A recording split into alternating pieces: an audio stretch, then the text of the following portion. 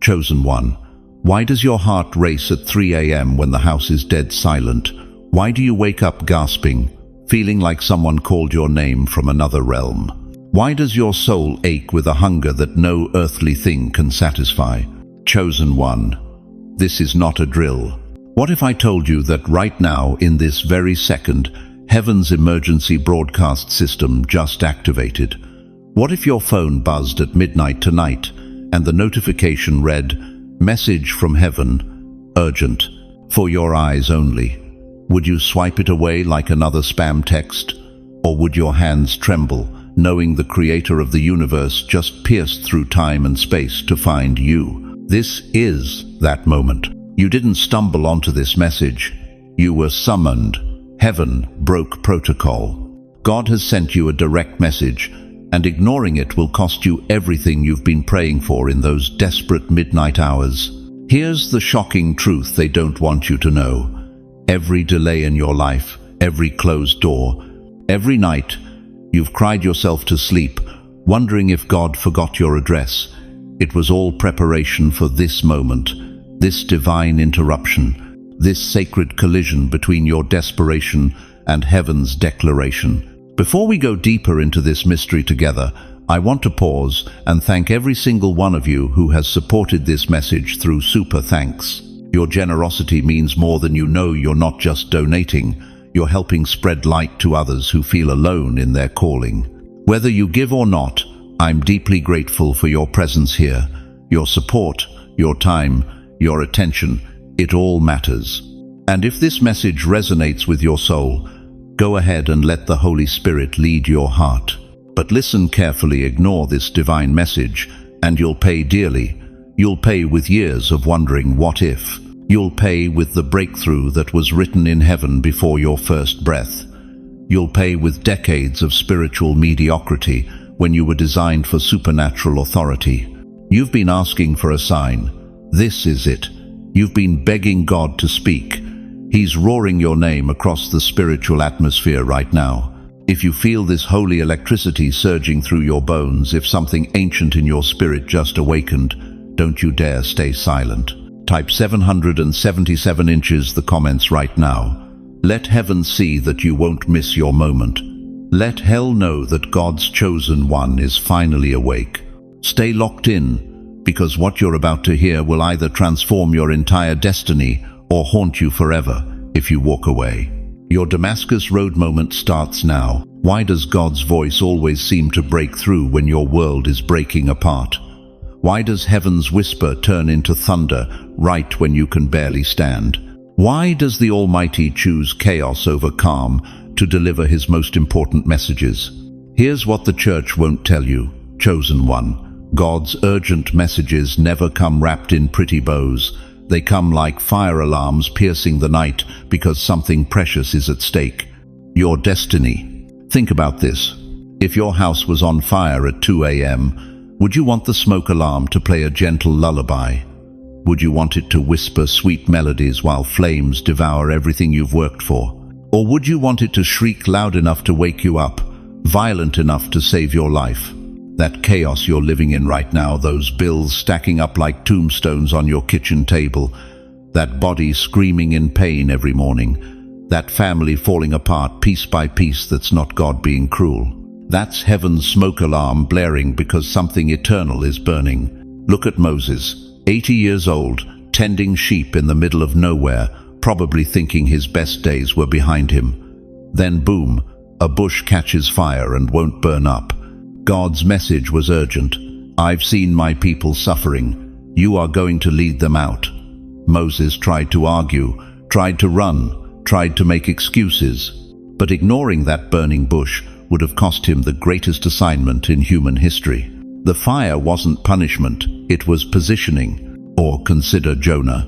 God said, "Go to Nineveh, clear message, urgent delivery." But Jonah hopped a boat going the opposite direction.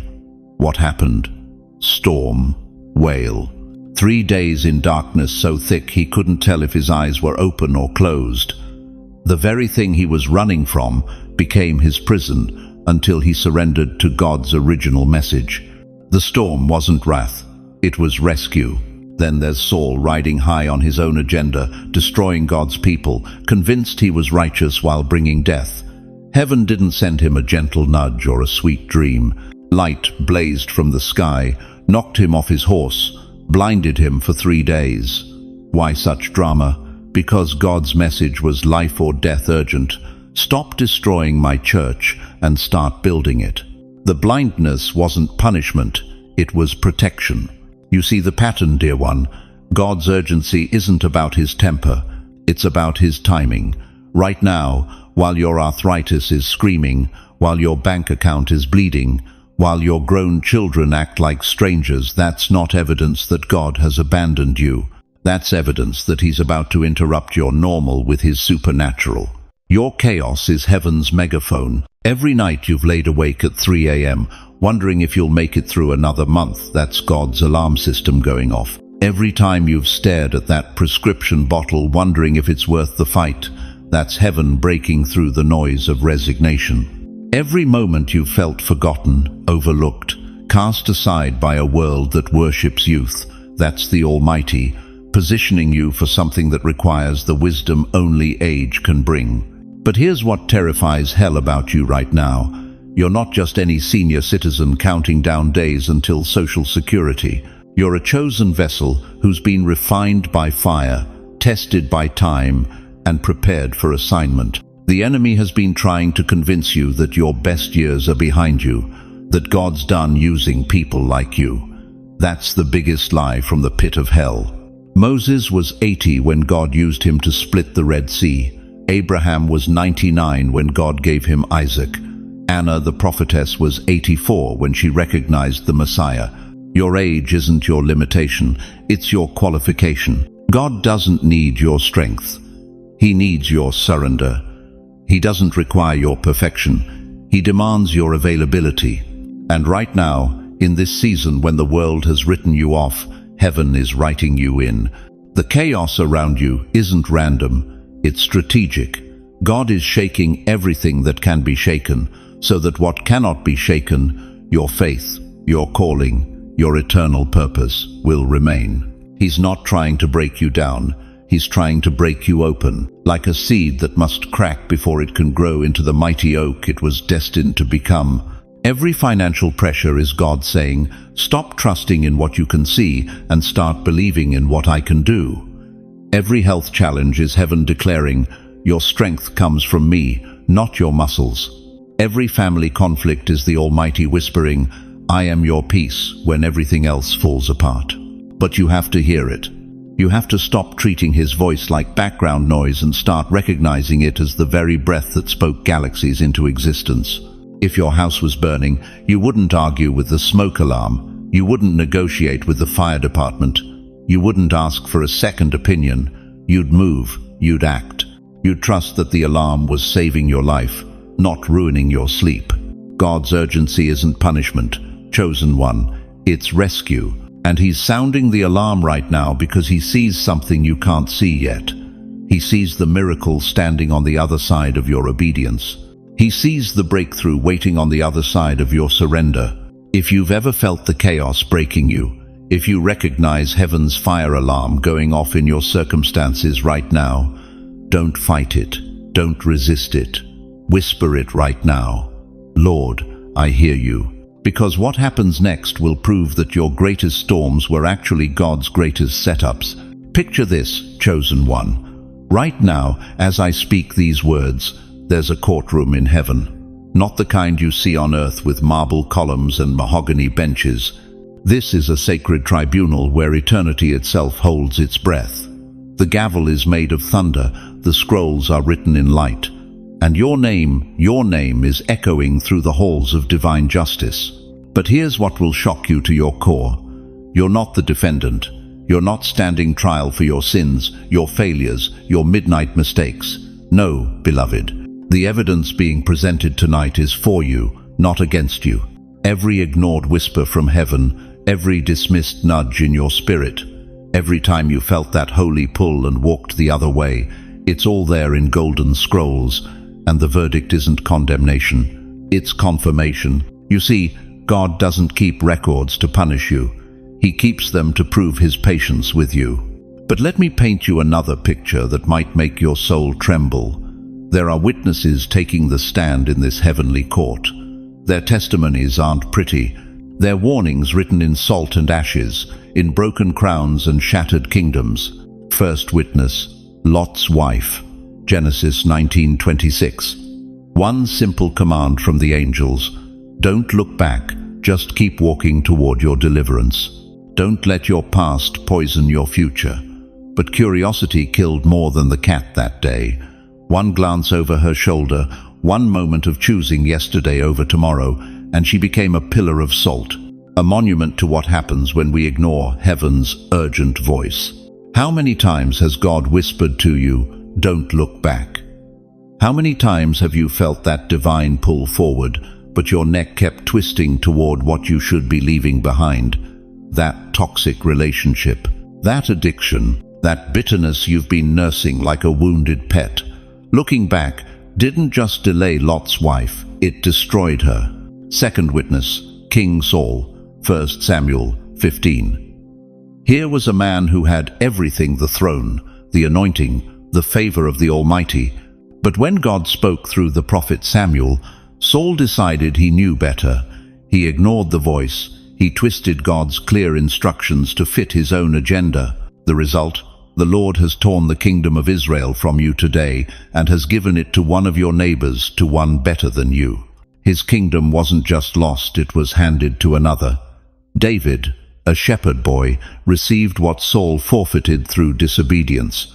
One ignored message from heaven cost him everything he thought was his forever. How many of you are sitting on thrones you're about to lose because you keep arguing with heaven's instructions? How many kingdoms in your life, your family, your health, your purpose are slipping through your fingers because you think your way is better than God's way? But let me bring this out of ancient history and into your living room tonight.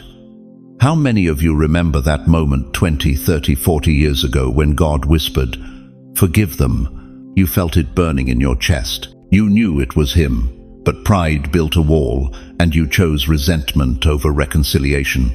Where is that relationship now? How many family dinners have you missed because you ignored heaven's voice saying, "Make the first move"? How many of you felt that nudge to call someone, that ex-friend, that distant child, that grieving neighbor, and you let fear win? "I'll do it tomorrow," you said. But tomorrow became next week, next month, next year. Now they're gone, and you're left with a phone full of unsent messages and a heart full of regret. How many midnight moments has God tried to download his plan for your life, and you rolled over saying, "I'll deal with it in the morning"? How many mornings have turned into decades of delay? God's voice is like manna in the wilderness. It's fresh every day, exactly what you need for today. But if you leave it untouched, if you ignore it, it spoils. And you'll go hungry while heaven had a feast prepared. The prosecution rests, but the evidence is damning, not against you, but against the time you've already lost. Every ignored whisper has cost you years of breakthrough. Every dismissed nudge has delayed your destiny. Every time you chose comfort over calling, you paid with compound interest on your purpose. But here's the mercy that brought you to this moment, chosen one. The same God who recorded every ignored message is the same God who's giving you another chance tonight. While Lot's wife became salt, you're still flesh and blood with breath in your lungs. While Saul lost his kingdom, you still have time to secure yours. The judge isn't looking for perfection in his courtroom. He's looking for a heart that finally says, "I'm done running from your voice. I'm done arguing with your instructions. I'm done treating your whispers like background noise." The gavel is poised, the verdict waits. But mercy demands a response from you right now. Not tomorrow when you feel ready, not next week when life calms down. Right now, while the court of heaven has your case open, while the Spirit is moving, while grace is giving you one more shot at getting this right. If you know you've ignored him before, but you're still breathing, that means mercy is still on your life. Stand up in that courtroom of your heart and declare with everything in you, "I won't miss it this time. I won't let another divine message become another missed opportunity. Because the same heaven that recorded your failures is about to record your breakthrough. But only if you stop treating God's voice like optional advice and start treating it like the life or death instruction it's always been. The question that will determine your destiny isn't whether God will speak again. The question is, when He does, will you finally listen? Listen to me, dear one. I need to tell you something that's going to shatter every lie you've believed about yourself for the past 70, 80, maybe 90 years of your life. You've been asking the wrong question. You've been lying awake at 3 a.m. wondering, why me, God? Why has my life been so hard? Why have I felt so different, so alone, so misunderstood? But here's the question that will rock you to your core. What if feeling different wasn't your curse? What if it was your calling card from heaven? Before I formed you in the womb, I knew you. Before you were born, I set you apart. Jeremiah 1-5. That's not poetry, beloved. That's your spiritual birth certificate, signed by the Almighty Himself. You remember, don't you? Even as a little child, something was different about you. While other kids played games, you stared at the sky wondering about eternity. While they laughed at simple things, you felt the weight of the world on your small shoulders. Your teachers called you too sensitive. Your family said you were too serious. The world labeled you as different. They were right. You are different, but not broken chosen. That restlessness that's followed you for decades, that ache in your soul that nothing on earth could satisfy, that feeling like you were born for something bigger than the ordinary life everyone else seemed content with, that wasn't a flaw in your design. That was God's fingerprint pressed into your spirit before you took your first breath. But here's what the enemy has been whispering in your ear for years. You're nobody special. You're just another senior citizen forgotten by the world. Your best days are behind you. God's moved on to younger, stronger vessels. That's the biggest lie ever told in human history. Look at God's track record. Moses, 80 years old with a speech impediment when God called him to face Pharaoh.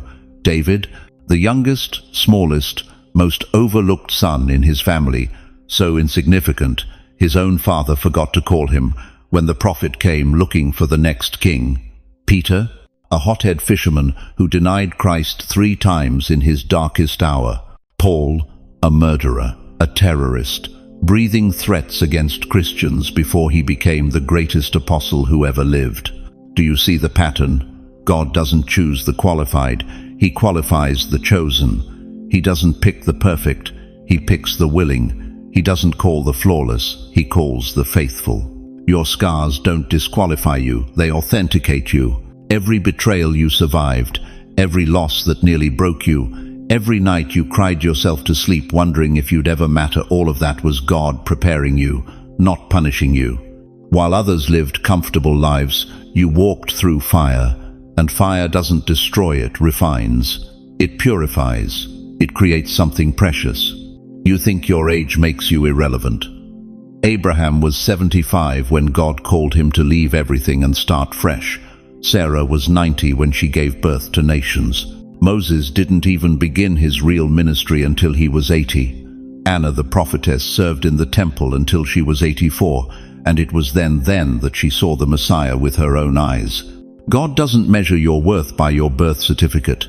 He measures it by your heart certificate, the document written in tears, signed in suffering, sealed in surrender. But here's what breaks my heart. Here's what keeps me up at night praying for people just like you. You've let the world convince you that your season is over, that your voice doesn't matter anymore, that God's finished with people your age. Stop. Right there. Why do you think you're still breathing?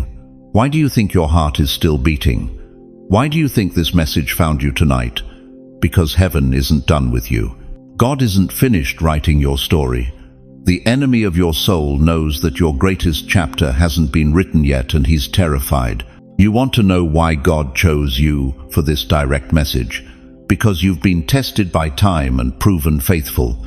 You've walked through valleys that would have destroyed weaker souls and emerged still believing. You've endured storms that would have capsized ordinary faith, and you're still standing. Your wrinkles aren't signs of decay, they're roadmaps of endurance.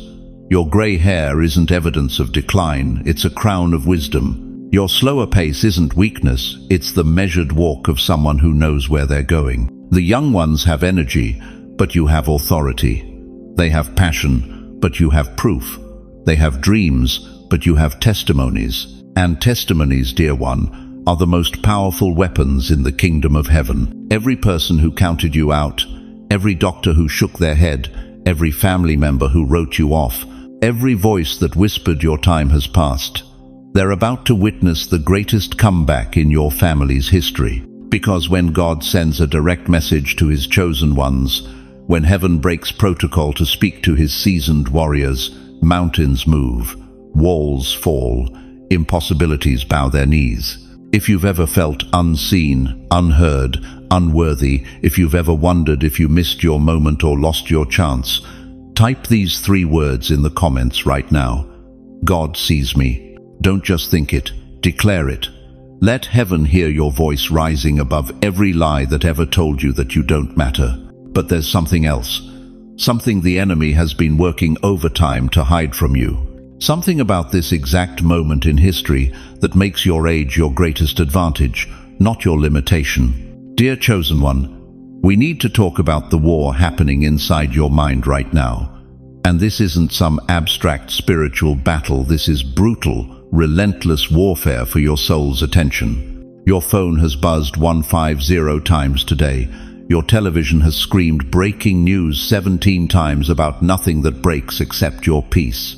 Your mind has scrolled through endless feeds of other people's lives, while your own divine destiny sits in silence, waiting. This isn't coincidence. This is strategy.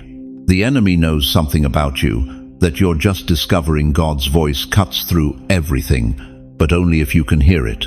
So his battle plan is simple. Drown you in noise until you can't hear heaven calling your name. Look around your living room right now. Count the screens.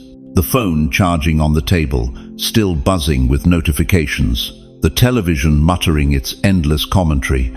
Maybe a tablet somewhere, a radio in another room. How many voices are competing for your attention in this very moment? Now ask yourself this devastating question. When was the last time you sat in complete silence for more than 5 minutes? When did you last turn off every screen, silence every notification, and just listen really? Listen not to podcasts or news, or the voices in your head rehearsing tomorrow's worries, but to the voice that spoke stars into existence. I know what some of you are thinking, but the silence feels so empty, so lonely.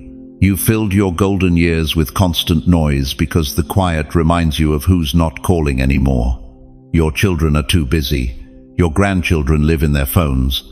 The silence feels like abandonment. But what if, and lean in close, because this will change everything, what if the silence you fear is actually the sacred space where God's whisper waits? Let me take you to a mountain in Israel, where a broken prophet named Elijah sat in a cave, convinced he was the only one left who served the living God. He was tired, dear one, bone deep tired. Sound familiar? 1 Kings 19 tells us what happened next. God said, "Go out and stand on the mountain in the presence of the Lord, for the Lord is about to pass by." Then came a wind, so powerful it tore the mountains apart and shattered rocks. But the Lord was not in the wind. Then came an earthquake that shook the very foundations of the earth. But the Lord was not in the earthquake. Then came fire that consumed everything in its path. But the Lord was not in the fire. And after the fire, a gentle whisper, a still, small voice. That's where God was. Not in the noise, not in the chaos, not in the drama that demands attention, in the whisper that requires your heart to lean in. Your breakthrough isn't hidden in the screaming, it's wrapped in the silence you've been avoiding. Think about this. You can't hear a whisper over a rock concert. You can't catch God's gentle nudge when your soul is being body slammed by the world's chaos. The enemy floods your eyes with neon distractions, trying to blind you to the one light that can guide you home. Every notification is a lie telling you something urgent, needs your attention right now. But what if the most urgent message in your life is waiting in the quiet?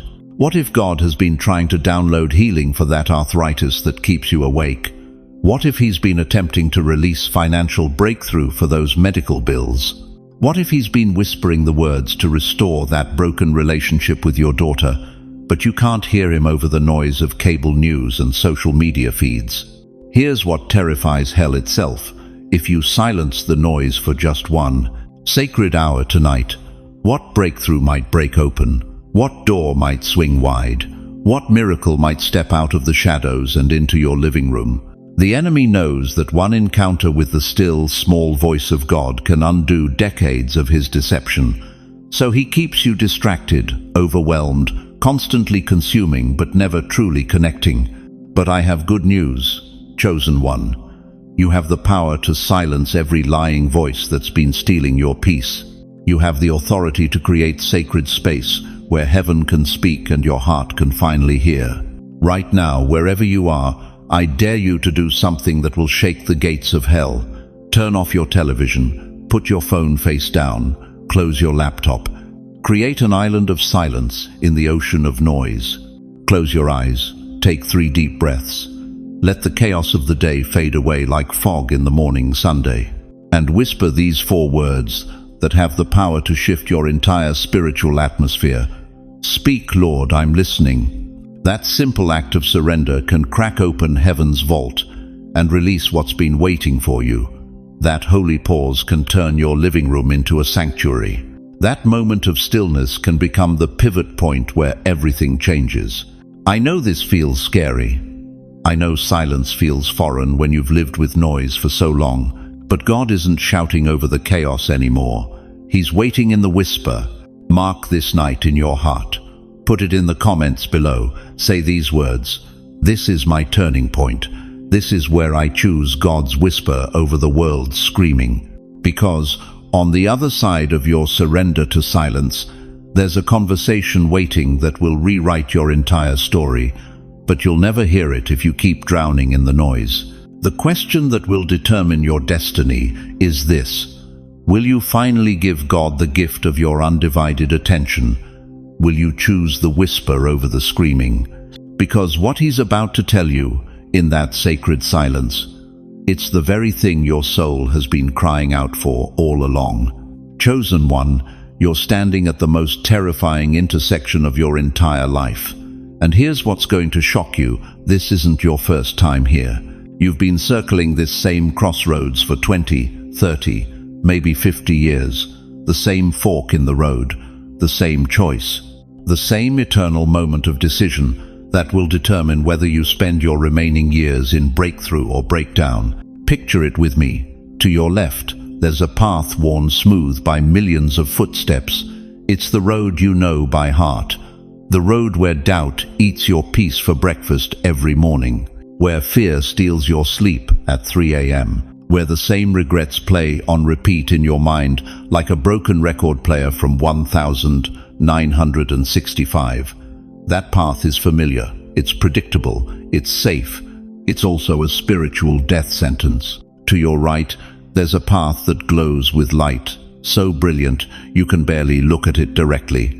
It pulses with healing. It radiates with purpose. It promises everything your soul has been screaming for in those midnight hours when you thought nobody was listening. But here's what makes your hands shake. It requires the one thing you've been afraid to give your entire life: complete surrender to God's plan. Let me tell you something that's going to cut deeper than a surgeon's blade. Every morning you wake up and choose the familiar path of least resistance. You're not just postponing your breakthrough. You're choosing spiritual mediocrity over divine destiny. You're trading your inheritance for a bowl of soup, just like Esau did. And time, precious, irreplaceable time, is slipping through your fingers like sand. How many of you remember that moment 40 years ago when God whispered, "Take that job in California"? You chose the safe option. You stayed put. How many doors closed because you chose comfort over calling? How many of you felt that nudge to call that estranged child, to forgive that betrayal, to love that difficult person? But pride won, fear won, and now that relationship lies buried under decades of silence. Here's the truth that will haunt you if you don't listen carefully. Every day you delay stepping into God's light. Someone else is walking through the door that was meant for you. Every night you choose the familiar darkness over the unfamiliar glory. Another chosen one is claiming the blessing that had your name written on it. Remember Esther? A young Jewish girl thrust into an impossible situation, her people facing genocide. Mordecai's words still echo through eternity. Who knows but that you have come to your royal position for such a time as this? She had a choice. Stay silent and safe in the palace, or risk everything to save her nation. One path meant comfort, the other meant potential death. Which path did she choose? The one that glowed with terrifying light. And because of that choice, an entire race was preserved. Your Bible exists today because a young woman chose surrender over safety. But here's what's breaking my heart right now. Some of you are sitting there thinking, Pastor, I'm 73 years old. I'm 86. My time has passed. God's done with people like me. That's the biggest lie Satan has ever whispered in your ear. Moses was 80 when God called him to deliver Israel. 80. Abraham was 99 when God promised him a son. Your age isn't disqualification, it's qualification. Your years aren't limitation, they're preparation. The crossroads you're standing at right now isn't about your past. It's about your remaining years. It's about whether you'll spend your golden years in glory or in regret. It's about whether your grandchildren will remember you as someone who played it safe, or someone who trusted God with everything when it mattered most. Think about the Israelites standing at the edge of the promised land. 40 years of wandering in the wilderness, 40 years of manna and miracles. And then Joshua says, "Today we cross over." Some of them were probably thinking, "We're too old for battles. We're too tired for conquest. Let's just stay here where it's familiar." But the ones who crossed over, they inherited cities they didn't build, vineyards they didn't plant, wells they didn't dig. They stepped into abundance that required nothing from them except the courage to move when God said move. You think you have time. You think this moment will come again. You think Damascus Road encounters reschedule for convenient timing. But burning bushes don't wait. Divine appointments don't get postponed because you're not ready.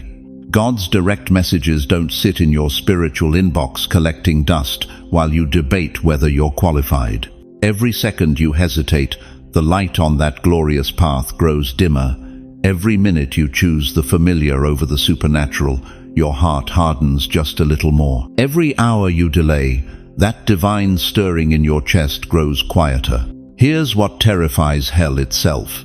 You standing up right now, wherever you are, in your living room, in your kitchen, in that hospital bed, and whispering 4 words that will shatter every chain the enemy has wrapped around your destiny. Yes, Lord, I surrender.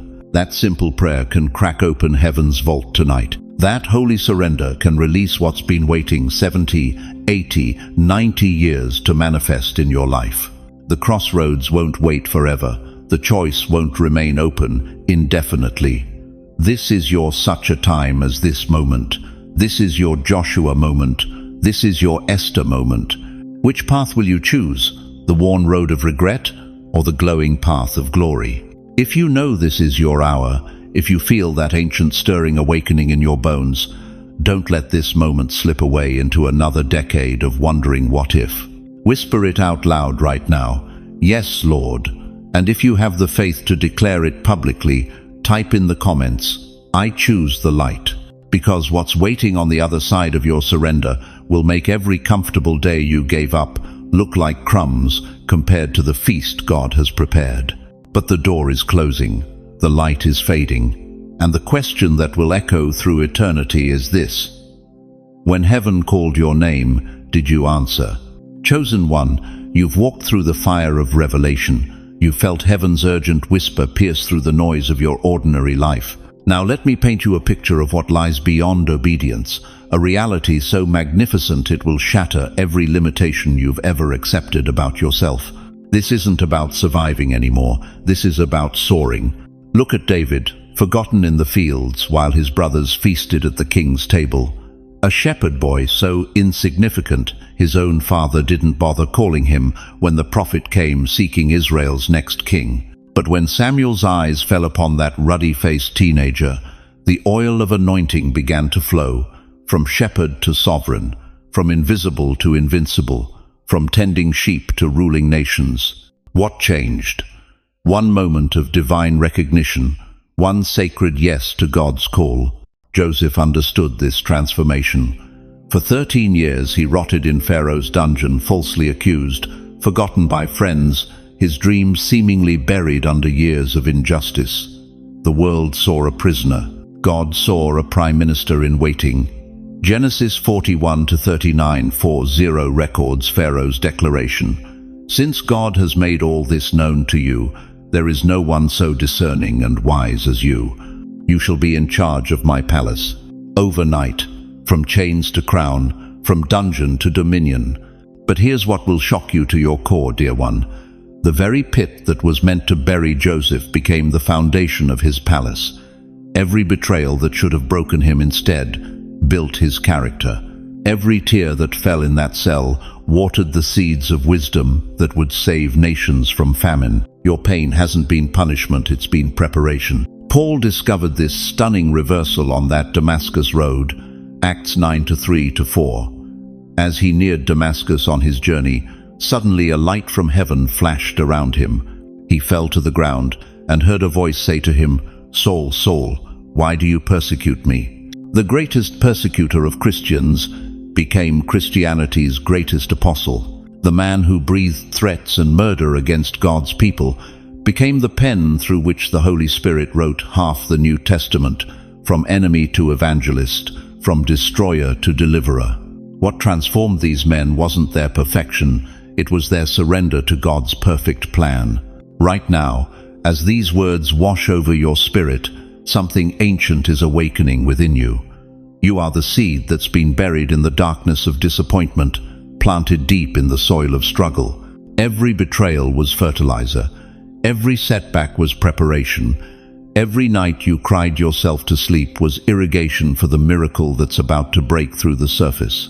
Your health that's been under siege, it's shifting. Those finances that have kept you awake, counting bills instead of blessings, they're moving. That peace you've been chasing for decades, like a horizon that never gets closer, it's flooding in like a spring river after winter's brutal grip finally breaks. But here's the revelation that will revolutionize everything. You're not just receiving God's message tonight, you're becoming God's message. Every person who counted you out will witness your rising. Every door that slammed in your face will swing wide open with supernatural force. Every dream they declared dead will resurrect with resurrection power flowing through its veins. Listen to me carefully, chosen one. The same God who turned water into wine at Cana is about to turn your mess into your message. The same power that called Lazarus from the grave is raising your purpose from the ashes of what you thought was over. You think you're just watching a video. You're being transformed into a living epistle, known and read by all men. 1 Corinthians 3:3 declares you are a letter from Christ, written not with ink, but with the Spirit of the living God. Your neighbors will ask what happened to you. Your family will wonder where this new confidence came from. Strangers will be drawn to the light emanating from your presence because something shifted when you said yes to heaven's urgent message. This transformation isn't coming, beloved. It's here. It's happening. It's flowing through your bloodstream right now, rewiring your spiritual DNA, activating gifts that have been dormant, opening your eyes to see what's always been yours by divine inheritance. The question that will echo through eternity is simple. Will you step into this new identity, or will you retreat back into the familiar prison of what you've always been? If you know this is your word, if every cell in your body is confirming that heaven just rewrote your story, don't leave it hanging in the atmosphere like an unanswered prayer. Seal it. Write in the comments, 777, I receive it. Because what happens next will require someone who believes they're not just blessed but chosen to be a blessing. Dear chosen one, I need to tell you something that might break your heart wide open before it heals it forever. Do you remember that night in the hospital when they told you there was nothing more they could do? Do you remember sitting in that empty house after the funeral when the silence was so thick you could barely breathe? Do you remember those 3 a.m. moments when you whispered into the darkness, "God, are you even there?" and heard nothing but the echo of your own breaking heart? You thought those tears disappeared into the void. You believed your pain was pointless, your suffering senseless, your cries unheard. You were wrong. Psalm 56:8 reveals something that will shatter every lie you've believed about your darkest hours. You have collected all my tears in your bottle. You have recorded each one in your book. Every single tear that rolled down your cheek in that ICU waiting room collected. Every sob that shook your shoulders at 2 a.m. when you couldn't sleep recorded. Every silent scream when the doctor said the word terminal treasured. But here's what will shock you to your core. God didn't just collect your tears like some cosmic curator. He's been storing them as fuel. Raw, concentrated, heaven-grade fuel for the miracle he's been preparing to release in your life. Think about this. You've cried enough tears to fill Lake Erie, haven't you? 40 years of marriage tears when your spouse forgot your anniversary again. 70 years of parent tears watching your children make the same mistakes you did. Decades of loneliness, tears when the phone didn't ring and the mailbox stayed empty. Financial tears when you couldn't afford your medication and your dignity at the same time. Every single one collected. Why? Because in heaven's economy, nothing is wasted. Romans 8:28 doesn't say some things work together for good. It says all things. Even the things that nearly destroyed you. Even the nights you wanted to give up. Even the moments you questioned if life was worth living. But let me ask you something that's going to cut deep. What if every tear was actually an investment? What if every moment of pain was depositing supernatural capital into an account with your name on it? What if the very thing that broke you was actually building something inside you that this world desperately needs? You see, dear one, the enemy wanted your tears to drown you. But God has been using them to water seeds of purpose you didn't even know he planted. That depression that nearly killed you in your 50s, it gave you the ability to sit with someone in their darkest hour and say, "I've been there, and you will survive this." That financial ruin that left you eating beans from a can, it taught you that your security doesn't come from your bank account, it comes from your relationship with the one who owns every bank in the world. The betrayal that shattered your trust, it refined your discernment so you could help others recognize wolves in sheep's clothing. The diagnosis that scared you senseless, it stripped away everything superficial and showed you what truly matters. You weren't being punished, chosen one. You were being preserved. Like wine aged in darkness to develop its richness, like gold refined in fire to reveal its purity, like diamonds formed under crushing pressure to display their brilliance. But here's the revelation that's going to change everything. Those bottles of tears in heaven, they're about to be poured out, not as more sorrow but as supernatural breakthrough, not as continued pain but as unprecedented power. Isaiah 61:3 promises beauty for ashes, the oil of joy for mourning, the garment of praise for the spirit of heaviness. Your mourning season is ending, your praise season is beginning. Every night you felt forgotten, God was positioning you. Every day you felt invisible, heaven was preparing your unveiling. Every moment you felt worthless, the Almighty was adding value to your testimony that will transform lives you'll never meet. Right now, wherever you are, I want you to whisper these words that will activate every tear you've ever shed. None of my tears were wasted. Say it again, louder this time. Let your voice shake with the authority of someone who's walked through hell and lived to tell about it. But here's the question that will determine whether those tears become bitter regret or beautiful restoration. What will you do with the wisdom your pain has purchased? What will you do with the authority your anguish has earned? What will you do with the ministry your misery has made possible? Because the same God who collected every tear is about to show you exactly why you had to cry them all. Dear chosen one, What I'm about to reveal will shatter every lie you've believed about your struggles. You think your pain is personal. You think your battles are just yours to fight. You think those sleepless nights, those financial struggles, those broken relationships are random accidents in your story. Listen to me carefully. Your life isn't just your life. It's a chapter in a scroll that's been unrolling for generations. Picture this. Heaven has a library. In that library sits a scroll with your family name, written in light across the top. Every generation before you has added their chapter. Your great-grandmother who prayed through the Great Depression. Your grandfather who came home from World War II with wounds that never healed. Your mother who carried shame she never understood. Your father who worked 3 jobs but never felt like enough. Every tear they cried, every prayer they whispered in desperation, every dream they buried alive, it's all been leading to you. You weren't born to just live your life. You were born to complete the scroll. But here's what's been eating at you in those dark moments, isn't it? The guilt, the crushing weight of family patterns that seem to follow you like shadows. Maybe it's poverty that's stalked your bloodline for 5 generations. Maybe it's addiction that's claimed uncle after uncle, cousin after cousin. Maybe it's depression that sits on your family tree like a curse no one talks about, but everyone carries. You look at your children, your grandchildren, and you see those same patterns starting to emerge. The same financial struggles, the same relationship failures, the same spiritual emptiness. And late at night, when the house is quiet, you whisper the words that cut deeper than any blade.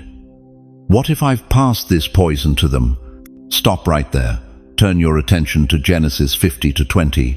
Joseph, betrayed by his own brothers, sold into slavery, falsely accused, rotting in an Egyptian prison for years.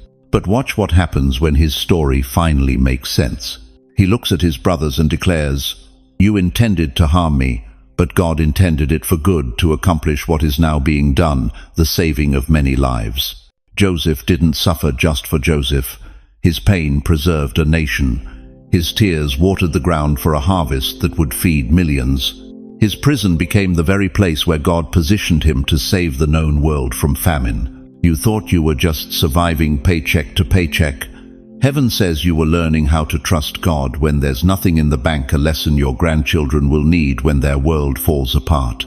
You thought you were just enduring that broken marriage. Heaven says you were discovering that God's love never fails, wisdom that will heal 3 generations behind you. You thought you were just battling depression alone in your bedroom.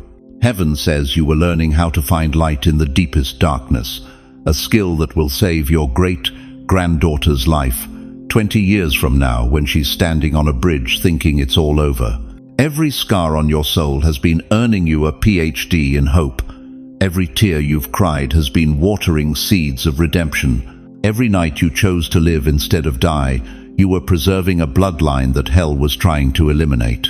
But here's where it gets dangerous. Here's where the scroll either gets completed in glory or torn in half by your fear. Right now, you have a choice that will echo through eternity.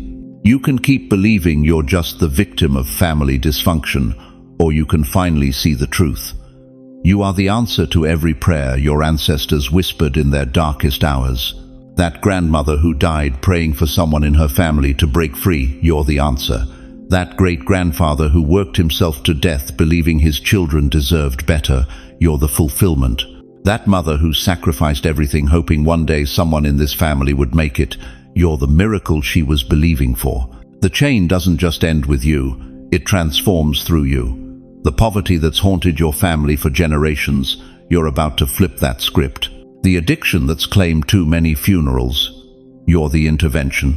The spiritual emptiness that's left your family tree barren, you're the revival. Genesis tells us that through Abraham's seed, all the families of the earth would be blessed. But Abraham had to leave everything familiar.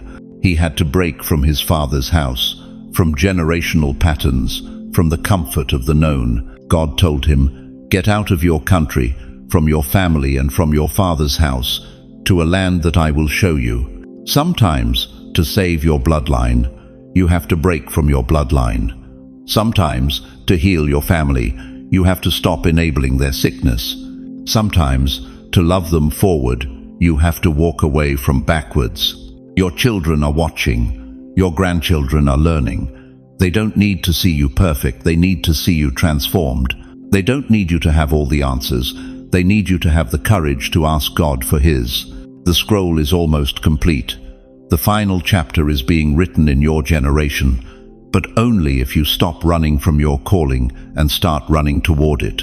Only if you stop seeing yourself as damaged goods and start seeing yourself as the chosen vessel. The enemy has been fighting you so hard because he knows what you're carrying.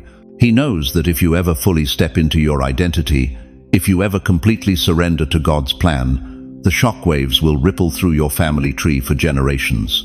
That depression you've battled, it ends with you. That financial curse, it breaks with you. That spiritual emptiness, it fills with you. You are not the continuation of their struggles, you are the conclusion of them. But here's what will determine whether this scroll ends in triumph or tragedy. Dear chosen one, we need to talk about the war happening right now inside your head. Every second you're awake, there's a battle raging for your attention. And the enemy isn't using bullets or bombs. He's using something far more deadly: noise. Endless, suffocating, soul-crushing noise. Your phone screams at you 150 times a day. Breaking news that breaks nothing but your peace. Social media feeds you poison disguised as information. Political chaos spinning you dizzy with rage about tomorrow while stealing your focus from today. Fear-mongering headlines designed to keep you scrolling, clicking, consuming anxiety like it's your daily bread. This isn't an accident, beloved. This is warfare. The enemy knows something you're just discovering. God's voice cuts through everything, but only if you can hear it. So his strategy is devastatingly simple. Drown you in noise until you can't hear heaven calling your name. Think about your morning routine. Before your feet hit the floor, you're reaching for that phone. CNN blasting catastrophe, Fox screaming conspiracy, Facebook flooding you with your nephew's political rants and your neighbor's medical drama.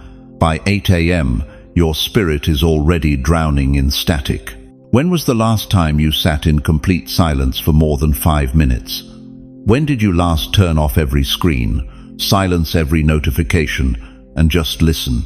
I mean really, listen not to podcasts or talk radio or the voices in your head rehearsing tomorrow's worries, but to the voice that spoke the stars into existence. You can't hear a whisper over a rock concert. Listen to what happened to Elijah in 1 Kings chapter 19. This prophet was so desperate to hear from God, he climbed Mount Horeb and waited. First came a mighty wind that could shatter rocks. The Bible says God wasn't in the wind. Then came an earthquake that shook the mountain to its foundation. God wasn't in the earthquake. Then came fire that consumed everything in sight. God wasn't in the fire either. But then, in the stillness that followed all that chaos, came a still, small voice. And that whisper from heaven was more powerful than all the noise combined. Your breakthrough is in the whisper, not the screaming. But here's what breaks my heart: you've been conditioned to fear silence. You fill every quiet moment with noise because silence makes you think, and thinking makes you feel. And feeling reminds you of the ache in your chest that no earthly distraction can heal. That ache is God calling you home to yourself. The news tells you the world is ending. Your spirit knows better. Politicians promise to save you. Your soul laughs because it knows who your real savior. Island social media screams for your attention, but eternity whispers your name. Which voice are you feeding? Which frequency are you tuning into? Remember when radios had dials? You turn that knob slowly, carefully, filtering through static and interference, until suddenly, crystal clear, your favorite station came through. The music was always there, broadcasting constantly, but you had to tune out the noise to hear it. God's voice is like that radio station. It never stops broadcasting love, hope, direction, peace. But you've got to turn the dial. You've got to filter out the static. You've got to choose his frequency over the world's chaos. Here's the devastating truth about noise pollution in your life. It's not just stealing your peace, it's stealing your purpose. Every minute you spend consuming fear-based media is a minute you're not receiving heaven-based revelation. Every hour lost to political rage is an hour robbed from prophetic clarity. The enemy knows that confused people don't fulfill destiny, distracted believers don't change history, anxious saints don't advance the kingdom. So he keeps you busy, keeps you angry, keeps you afraid, keeps you tuned into every frequency except the one that matters, the voice of your Father calling you into your greatest hour. Jesus understood this principle. Mark 1:35 tells us, "Very early in the morning, while it was still dark, Jesus got up, left the house and went off to a solitary place where he prayed." Even the Son of God needed silence to hear the Father's voice clearly. If Jesus needed quiet time with God, what makes you think you can navigate your golden years without it? But here's what the enemy fears most. If you silence the noise for just one night, just one sacred hour, what breakthrough might break open? What door might swing wide? What miracle might step out of the shadows and into your living room? Right now, wherever you are, I dare you to do something that will terrify hell itself and activate heaven's attention. Turn off that television. Put down that phone. Close that laptop. Let the noise fade into nothingness. The loudest voice isn't always the truest voice. The whisper in your spirit is the one carrying eternity. Can you hear it? Underneath all the chaos, beneath all the chatter, beyond all the confusion, there's a voice calling your name. It's been calling all along.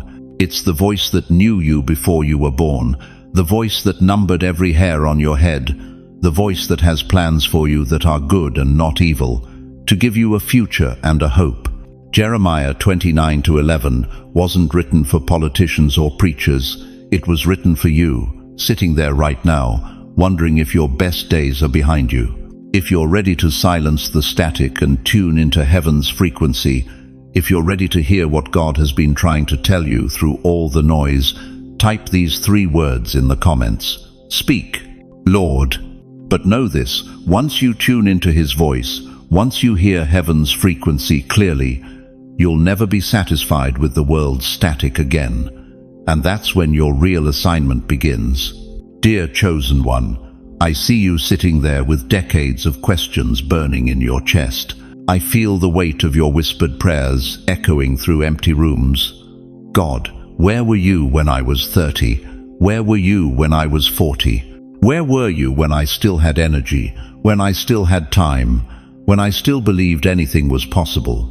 Why does it feel like heaven's clock runs on a different time zone than your heartbreak? Let me tell you something that's going to shatter every lie you've believed about your timeline. That ache in your soul isn't evidence of God's forgetfulness, it's proof of his precision. Every year you've waited, every door that stayed locked, every dream you buried alive thinking it was too late, all of it was divine choreography. You think you missed your moment. No, beloved, your moment was being prepared while you were being prepared for your moment. Look at Abraham, 75 years old when God first whispered the promise. 75. But Isaac didn't arrive until Abraham was 100. 25 years of waiting, 25 years of wondering if he heard God correctly. Can you imagine Sarah's tears? The shame of empty arms while neighbors whispered behind closed doors. Maybe they're not as blessed as they claim to be. But here's what breaks my heart about your story. You've been measuring God's faithfulness by man's calendar. You've been judging heaven's timing by earth's urgency.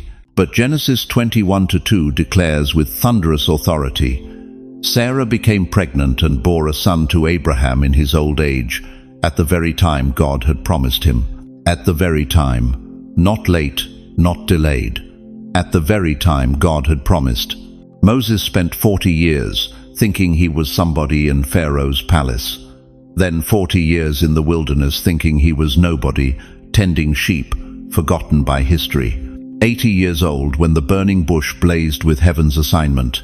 80, his own people probably whispered, that old man lost his mind in the desert. But God wasn't late. He was letting Moses' pride die in the wilderness, so his purpose could be born in humility. Every year in that desert was stripping away Egyptian arrogance and building Hebrew authority. The deliverer had to be broken before he could break chains. You think those years you spent struggling were wasted? No, they were your wilderness seminary. Every betrayal was teaching you discernment. Every financial crisis was building your faith muscles. Every night you cried yourself to sleep was deepening your well of compassion. But here's where it gets personal. Here's where I need to look directly into your soul and address the lie that's been eating you alive for years. You've convinced yourself you're too old. You've bought into the world's timeline that says dreams have expiration dates, that God only uses young bodies and fresh faces. You look in the mirror and see wrinkles where God sees wisdom lines. You see gray hair where heaven sees a crown of glory earned through fire. Anna the prophetess understood something you're about to discover.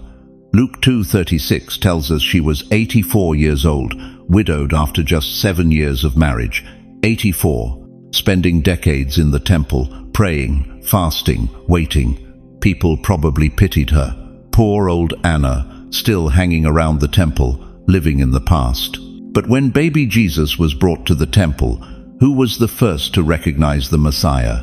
Not the young priests, not the educated scribes. Anna, the 84-year-old widow whose eyes had been trained by decades of watching and waiting. Your delay wasn't denial, it was development. Every year has been preparing your spiritual eyesight to recognize what others will miss. Your age isn't your disqualification, it's your credential. Here's what the enemy doesn't want you to know. God's greatest moves often come through his oldest vessels. Why? Because they've been emptied of self-reliance. They've learned that human strength fails, but his strength never does. They've walked through enough valleys to know that every shadow leads to light. You think you're running out of time. Psalm 92:14 declares, "They will still bear fruit in old age. They will stay fresh and green, not dried up, not finished, fresh and green with purpose flowing through 70, 80, 90-year-old veins." But I need you to understand something that will change how you see every struggle you've endured. That depression that nearly killed you in your 50s. God was downloading compassion for broken hearts. That divorce that shattered your world. Heaven was teaching you to love the unlovable. That financial ruin that left you eating beans from a can. The Almighty was showing you that He provides when everything else fails. Every delay was preparation. Every setback was setup. Every closed door was redirection toward the right door that would open at the right time. Right now, at this very moment, while you're questioning His timing, God is saying what He said to Jeremiah. "I know the plans I have for you, plans to prosper you and not to harm you, to give you hope and a future." Not past, future. Your future isn't in your rear-view mirror, it's blazing ahead of you like a runway ready for takeoff. The seed that's been buried in your heart for decades is finally feeling the rain. What you thought was death was actually germination. What felt like being forgotten was actually being positioned. What seemed like divine silence was actually divine preparation for a sound that will echo through eternity. You are not late. You are not behind. You are not forgotten. You are right on heaven's time, positioned for a purpose that required every single year of preparation you've received. Stand up right where you are and declare with everything in you, "I'm not late, I'm chosen." But there's something else you need to know about why God waited until now to send this message. Chosen one, we need to talk about the war happening right now inside your skull. Every second you're breathing, there's a battle raging for your mind. And the enemy isn't using bullets or bombs. He's using something far more deadly: lies wrapped in chains, slowly strangling your destiny. You think your biggest problem is your bank account, your health, your family falling apart? No, beloved. Your greatest battle is happening in the 6 inches between your ears. The devil doesn't need to destroy your circumstances if he can poison your thoughts. Here's what's been eating you alive for decades. I'm too old. I've made too many mistakes. God could never use someone like me. My best years are behind me. I'm running out of time. Every single one of those thoughts is a lie from the pit of hell, designed to keep you chained to mediocrity when heaven has crowned you for royalty. Listen to me carefully. Those aren't your thoughts. They're demonic downloads disguised as your own voice. The enemy has been whispering the same poison in your ear since you were young. You're not enough. You're not worthy. You're forgotten. But here's what will shock you to your core. The Bible says in 2 Corinthians 10:5 that we must take captive every thought to make it obedient to Christ. Every thought, not some thoughts, not the pretty thoughts.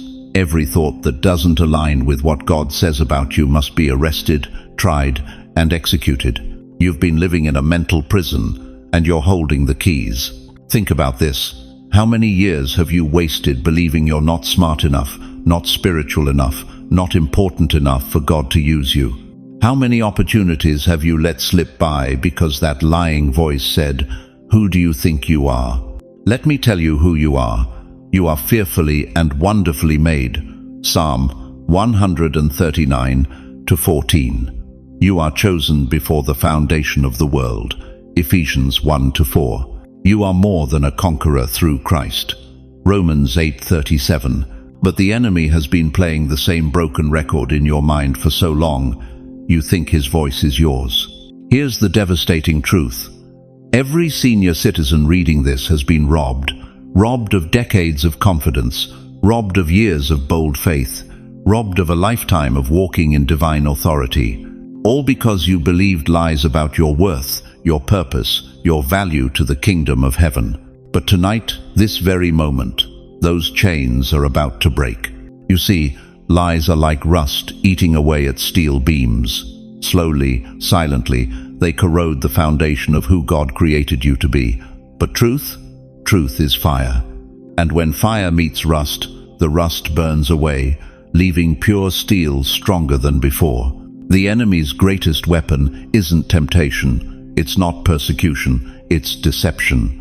He doesn't need to drag you to hell if he can convince you that you're already worthless.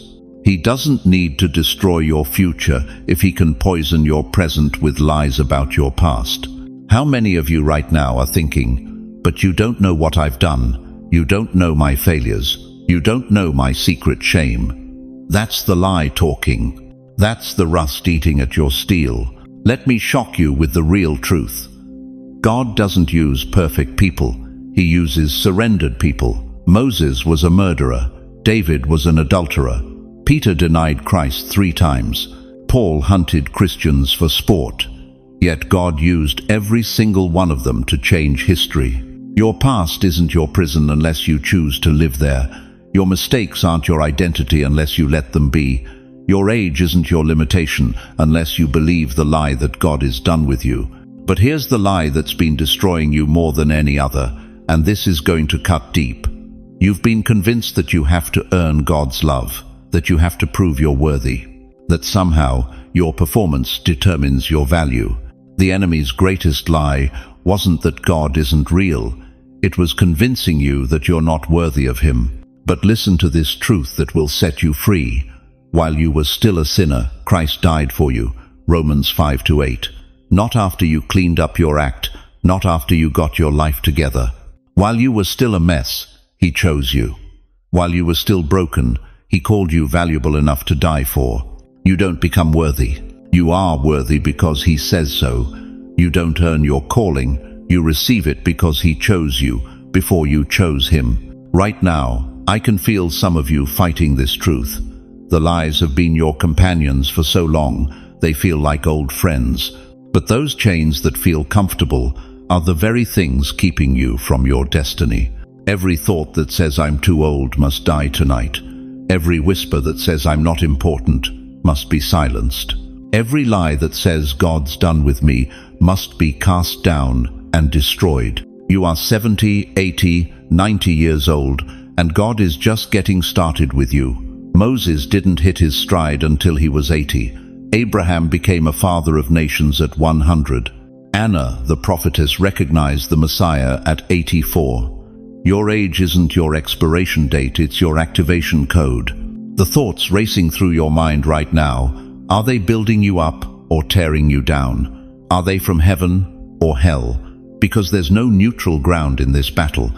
Every thought is either a weapon in your hand or a chain around your neck. If you're ready to break free from the mental prison you've been living in, if you're done believing lies about your worth, your purpose, your future, then it's time to declare war on every thought that doesn't align with God's truth about you. The lies end here, tonight, this moment. But breaking free from mental chains is just the beginning. Because once your mind is liberated, heaven has something explosive to download into your spirit. Are you ready for what happens when a chosen one finally thinks like God thinks about them? Chosen one, as we close this sacred encounter together, I need you to carry 3 eternal truths with you into every tomorrow God gives you. First, that direct message from heaven wasn't a coincidence, it was a divine appointment. Every word that stirred something deep in your spirit, every moment your heart quickened with recognition, that was God confirming what your soul already knew. You are seen, you are chosen, you are loved beyond measure. Second, the lies that have chained your mind for decades. I'm too old, I'm not worthy, God's forgotten me. Those chains are broken now. You don't have to carry that weight another day. The truth has set you free, and whom the Son sets free is free indeed. Third, this message isn't the end of your story. It's the beginning of your greatest chapter. At 70, 80, 90 years old, you're not winding down, you're just getting started. Moses was 80 when he split the Red Sea. Abraham was 100 when he held his promised son. Your age isn't your limitation, it's your qualification. But hear me clearly, beloved. You are not walking this journey alone. The same God who interrupted your life tonight with this message is still working behind the scenes on your behalf. He's opening doors you haven't even found yet. He's preparing blessings you can't imagine. He's writing a story with your life that will echo through eternity. And right here, right now, you have a community of believers who understand your struggles, who felt that same divine stirring, who are ready to stand with you in prayer and faith. We're not just viewers on a screen, we're your spiritual family, and we're not going anywhere. Let me ask you this one final question that will echo in your heart long after this video ends. If you truly believed that every delay, every struggle, every tear has been preparing you for something magnificent, how would you live differently tomorrow morning? Now, before you go, let me place my hand on your shoulder through these words and pray over your life with the authority of 5 decades walking with the Almighty. Heavenly Father, I lift up every precious soul who has stayed with us through this entire message. Lord, you see their hearts right now, the hope that's stirring, the faith that's awakening, the courage that's building. Tonight, I ask you to flood them with your healing presence. Touch their bodies, Lord. Where there's pain, bring relief. Where there's sickness, bring healing. Where there's weariness, bring supernatural strength. Let them feel your hand upon their life right now. Open the doors that man has closed. Restore what the enemy has stolen. Give them divine wisdom for every decision ahead and supernatural favor in every relationship. Let their children call. Let their grandchildren visit. Let love return to their homes. Bless their finances, Father. You are Jehovah Jireh, their provider. Meet every need according to your riches in glory. Give them peace about tomorrow and joy for today. Most of all, Lord, remind them daily that they are chosen, they are loved, they are never alone. Let them wake each morning knowing this is the day you have made for their breakthrough. Let them sleep each night in perfect peace, knowing you are working while they rest. In the mighty name of Jesus, who sits at your right hand interceding for us, I seal this prayer with faith, hope, and love. Amen. Now, I want to hear from you.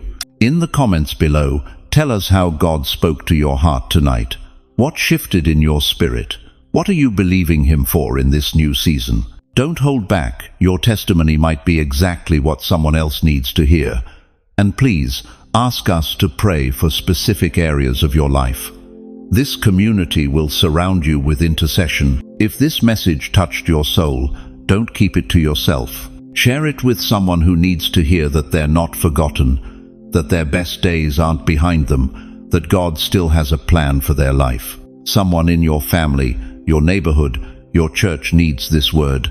Be the vessel that carries hope to them. Thank you for staying with me through this entire journey. Thank you for opening your heart, for letting these words penetrate the sacred chambers of your soul. Thank you for believing that your story isn't over. It's just getting to the good part. If you want to stay connected to this community of faith, hit that subscribe button and ring the notification bell. Every week, we're gathering here to be encouraged, equipped, and empowered for the abundant life God has prepared for us. Until we meet again, walk in the unshakable knowledge that you are chosen, you are loved, and your greatest days are still ahead of you. God bless you, warrior. Your divine awakening has begun.